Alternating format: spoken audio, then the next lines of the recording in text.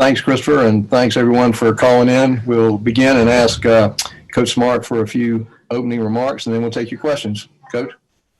Well, I'd like to open with a big happy birthday to Charlie Trippi, one of the greatest to ever play here at Georgia, and 99th, that's right, 99th birthday.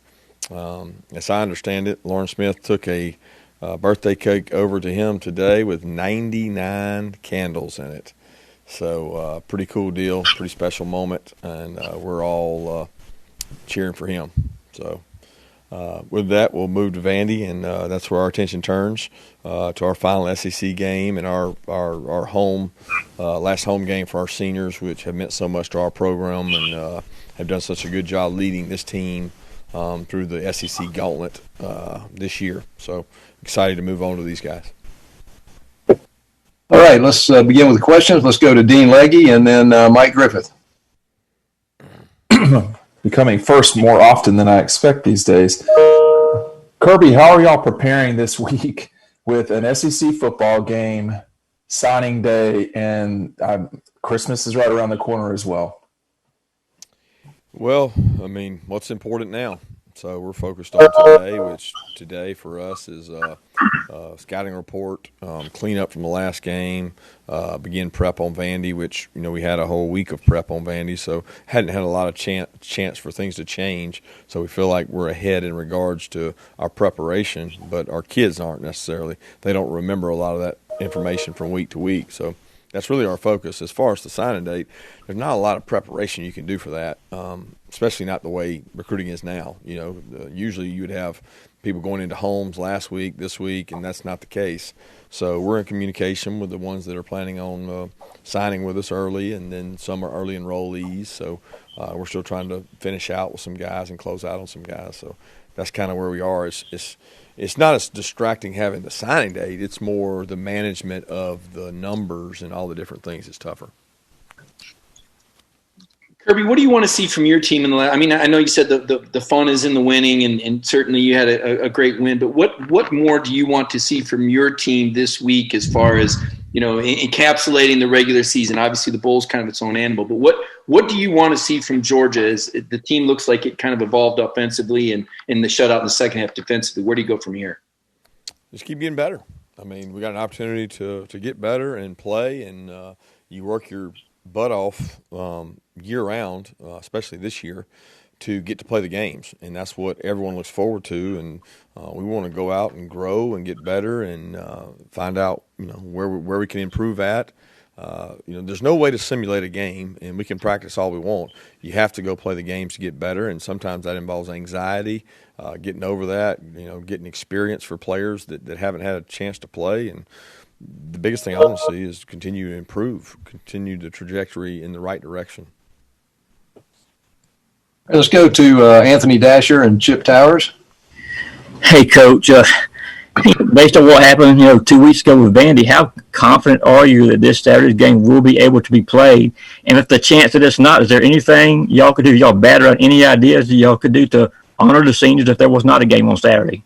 Well, we're optimistic that Vandy's going to be able to play. That's not, my expertise or my job to know exactly where they are. I'm focused on us and where we are, and we're optimistic we're going to be able to play. They were able to play last week against Tennessee, and we're looking forward for an opportunity to get our seniors out there for one last home game, and that's really all we can control. That's what we're focused on right now is playing them. Thanks.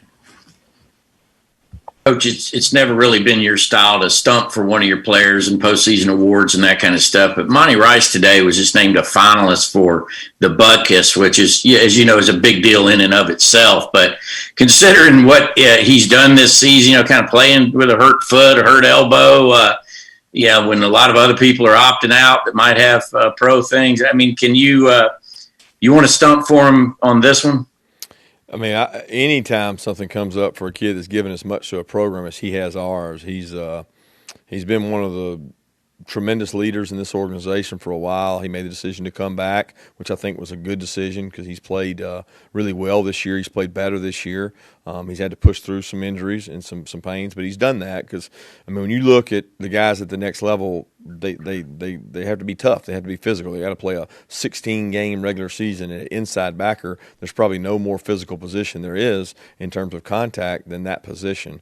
And he's played it in the best conference, in the toughest league for 4 years, and he's been a really good player. So his whole body of work is impressive.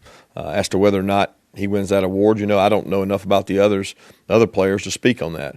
I certainly know that he's the best linebacker we got, and he's a really good football player, and he's played in the best conference. So I can't tell you where he stacks up statistically because I don't think statistics matter. For me, it's not about that because he rotates and plays with some other guys, and I'll bet you some of those other guys don't do that. But Monty's going to make a great teammate and pro, regardless of whether he wins that award or not. But he's certainly deserving of the accolades that he's received, and I'm certainly hopeful that he gets an opportunity to win it. Thank you. All right, let's go to Seth Emerson and Mark Weiser. Kirby, obviously there's teams out there opting out of bowls, and a lot of teams are tired just physically, and I'm sure you guys are too. It's been such a long year, but what is the value for you all going forward, finishing the season, playing Vanderbilt, playing this bowl, and just continuing to play rather than, as other teams are doing, just saying we've had enough? Yeah, I mean, to me, the value is that's why you play the game, to play the games. You play football to play the games, and everybody loses sight of that. There's only one national champion, last I checked. The way system we have, they don't have multiples. They don't share it. People don't claim it. They might this year based on their records, but to be honest with you, they don't have that opportunity. What you have is an opportunity to go out and play a game and compete against somebody. And in football, maybe 12, maybe 13, maybe 10 this year, maybe 9, maybe 11. That's all you get. And you work year-round for those opportunities. So if you divide the games across the number of days, you're getting one game for every 30-something days you put work in. So I know the guys want to play. I know that's important to them. Are they tired? Yeah, that you got to handle that as a coach with how you practice and how you lead and how you organize and how you make it fun for the players. But at the end of the day, it's not for everybody. And not every kid has to play. And if you choose not to, then you probably shouldn't be in this sport. But that's not where our guys are. They bought into it. They've had fun with it. I think it's important to them. They finish off with a really good bowl game and, like I said, a chance to finish top 10, maybe higher, a chance to go to a New Year's Six Bowl 4 consecutive years, chance to tie or break the winning record of any senior class to play at Georgia. There's a lot there left to play for, and the large portion of our team is still going to be back for the following year, and they're working on becoming better at what they do. Kirby, you say there's a lot left to play for. You still have a chance to be co-SEC East champions. Would that mean something to you guys? I don't know. I think a lot will be made about that we don't control. I mean, that's not something that's like on our resume that we're going to be fighting for. I mean, for me, it's about winning the next game, right? It's about giving our seniors a chance to win more games than anybody else. If that comes with it, great, but that's not something that we're tooting our horn about. Okay, let's go Jake Rowe and then Brandon Sudge. Kirby, we got to see Jordan Davis back on the field Saturday. How close are Kendall Milton and Richard LeCount to being able to play? And also about Richard, not sure if he traveled from Missouri, but noticed he traveled for South Carolina and didn't even dress. What's the value that he brings when you know he's probably not going to play, but you bring him anyway? I just wanted to give you a chance to kind of discuss that part of it. Yeah, we think Kendall's really close. Kendall's worked really hard to get back and get himself in a position to be healthy. He felt like he was around 85, 90% last week and probably could have played if he had to. And we're fortunate that we didn't have to and that we're able to. He's going to have a long career, and we want to protect that long career. And it's not about one game with Kendall Milton. It's about making sure that he's ready and prepared. And I can promise you, he wants to get back out there. He loves the game, and he works really hard in practice to do that. So our medical staff makes that decision. And then Richard did travel to Missouri. He's great to have on the sideline, to have with the other defensive backs. He's got a lot of experience. He didn't dress, but he was there with us on the sideline, so he provides a lot of value as a leader. And we're hopeful to get him back. I can't answer where he is because I really haven't seen him run or do anything since Thursday. Hey, Kirby, I mean, at the end of these last couple games here, Gage Edwards, he's been a piece for y'all who's really kind of exploded late in games. What have you guys seen from him in terms of his potential? Is this what y'all expected from him? Yeah, I mean, we always thought he was a really good football player, and he was a kid we recruited the entire year. He wasn't, on everybody's radar and on the all the recruiting rankings and all those things. I don't really know where he stood. Don't really care. He was a good football player, and we've always valued really good, hard, tough runners. He cares about his teammates. I think the evidence in when he scored his touchdown, the reaction of the other players to go celebrate with him, because we weren't able to get him a touchdown to finish off the South Carolina game. He had a great drive, and we never got him in the end zone. For him to get it the other day, I thought that just the reaction of his teammates tells you what people think of him as a person and a competitor. And we're trying to find more roles for him on special teams because he does a really good job, and we think he's a good football player. All right, let's go to Jillian, and then we'll go to Vance Levy.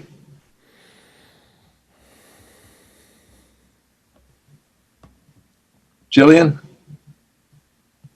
Okay, let's go to Vance.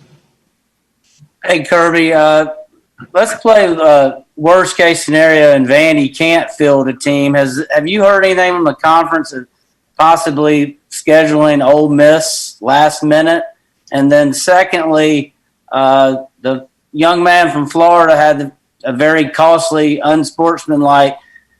Would you use something like that to just remind your guys of, if those happen, if they happen at the wrong time, they're even more devastating? The first comment, I'm focused on Vanderbilt, preparing to play Vanderbilt, and we're very optimistic they're going to be able to play. As I understand, I think Ole Miss has LSU's for a game, unless I'm missing something here. I thought they had LSU and Ole Miss play, but that's not even our thought or focus, and really haven't talked to the conference office about that. As far as Marco, I mean, we have every Thursday and Friday we try to show situational football analysis and teach our players about different situations in a game, and we try to learn from other experiences across the country. So we use those situations to say, hey, look, this guy celebrated. They had to kick off from 15 yards back. Look what it cost them. They returned it, and they kicked a field goal and won the game. I mean, every time you have a teaching moment that kids can learn from, you do the best job you can to show them that, and hopefully it hits home with one guy. But ultimately, the way you learn lessons is through those kind of experiences and through making mistakes. And I hate it for Marco because he's a great kid. I mean, he's a kid that we recruited. I've known for a long time. His dad's a high school coach in the Miami area. He's a really good football player, and it's tough. It's unfortunate, and hopefully he learns from the mistake, and hopefully some other teams can as well, because no coach ever wants to see a game decided by things like that. Okay, let's go to Roddy Nabulsi and then Connor Riley. Coach, you had Ladd McConkey travel this past week. We saw Arian Smith go, I think, a couple weeks ago. Can you talk about the two of them and maybe Justin Robinson, some of the wide receivers we haven't had a chance to see as much this year? Yeah, I'm excited about those guys. They've worked really hard to get better. They've been thrust into action due to a lot of injuries. With Rosemary being out. Justin Robinson's been dealing with a shoulder, so he's actually been out. He had a shoulder injury in practice.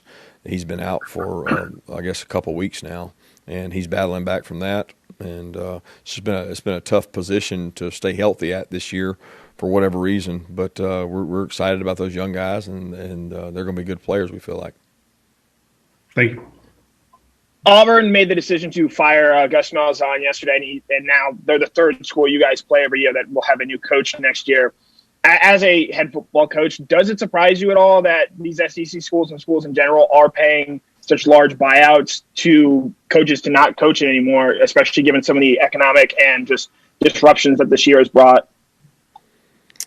Yeah, that's not for me to decide. I don't have a comment. I think our profession, especially in the SEC, not the coaching profession as a whole, has gotten tougher and tougher, more competitive as the sweepstakes have gone up to win and generate revenue through television contracts and things.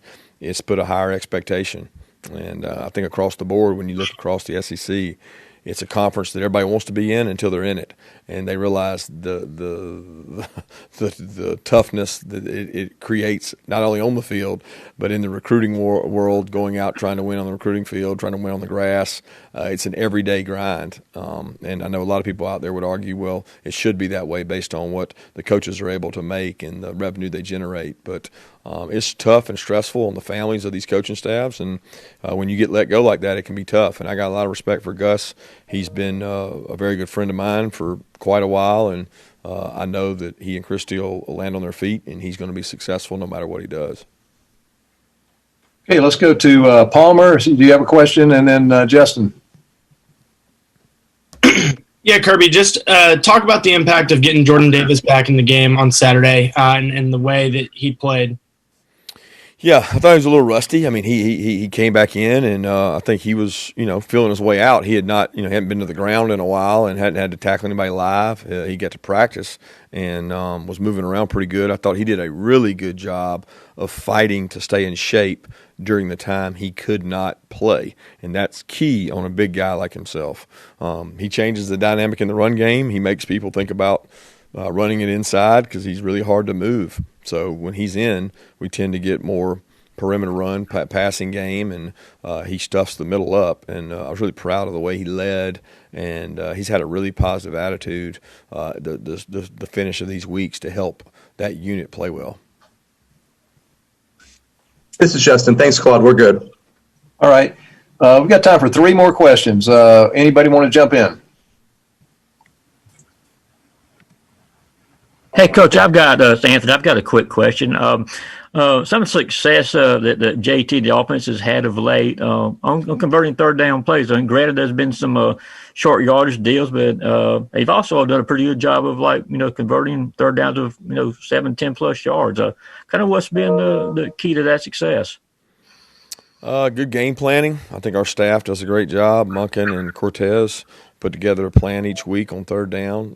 We've been pretty good on third downs. We here at Georgia spend a lot of time on third downs. I think it's one of the key stats to be able to get 3 more plays. So defensively and offensively every week, the one thing that we're always going to do is go against each other, good on third downs. It's safer because it's usually a passing environment. It's protection based. It's route based. It's good people covering good people.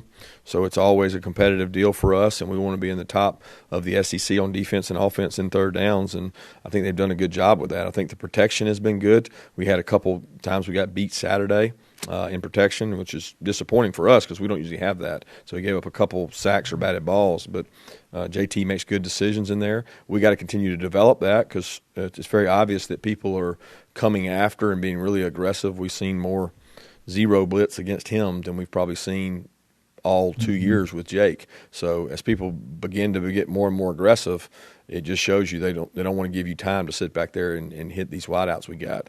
So if they're going to be aggressive, we got to try to make them pay. Thank you. Kirby, on the back end, your recruiting on the front end is obviously speaks for itself. The class rankings are, through the roof. It seems like on the back end, though, when we look at what Alabama and Clemson are able to do with some of these guys that are second and third and fourth rounders that come back for their senior years, can you address how you talk to your guys about that? Because that seems to be somewhat of a separator when we look at the Alabama roster. They got so many guys that could have gone pro that came back. Well, they had a lot of guys go pro that came out. I mean, they everybody talks about it. I think they had 4 or 5 guys come out on offense, and I think almost all of them were picked in the first round. So I know you're talking about later picks, but they had just as many come out that stayed, and sometimes the ones that come out are filling up the spots that the guys that decided to come back would take. I mean, there's no doubt in my mind that Devontae coming back had something to do with the guys that were going out and went in the first round because there's only so many spots available there. But we always talk to our guys about that, and we educate them on it, and it's important. I feel like for the most part, we've had really good fortune with juniors making pretty good decisions. I mean, we had 2 juniors come out last year going the first round, really 3 if you count Swift. And then Jake made the decision he did, and Solly was really a fifth-year guy, going to be a fifth-year guy. He'd been here 4. So we like to educate them. We like to encourage them. But we also want people to realize their dreams and opportunities. And I feel like if you do a good job with your culture throughout the time they're here and you educate them well on it, they got to have a reason to want to leave and go. And maybe that's financial for their family. But long-term financially, when you educate them, the best value they can get is to go as high as possible in the draft, which ensures longevity in the NFL. And that's the ultimate factor is how long can you stay up there. And you can stay up there longer the higher you're picked. So we do a good job educating them on it. We got a lot of people in our staff that are involved in it. I reach out to a lot of people in the NFL organizations, general managers, to get information. And at the end of the day, it's the kid's decision, and we're going to support them, whatever they decide to do. Hey, Kirby, going back to the whole recruiting and everything over these past couple months, I know we've talked about how you guys have had to call on video, can't have anybody in person, but how creative have y'all had to get, I suppose, over these couple months and rely on people like graphics department, video department to do some different things and kind of have a creative approach to contacting these guys when you can't have them in Athens and in person? I'll be honest with you, I've run out of creativity. I mean, there's probably people a lot smarter than me out there because I can't figure out what the next cutting-edge item is because, I mean, we just do real talk at this point.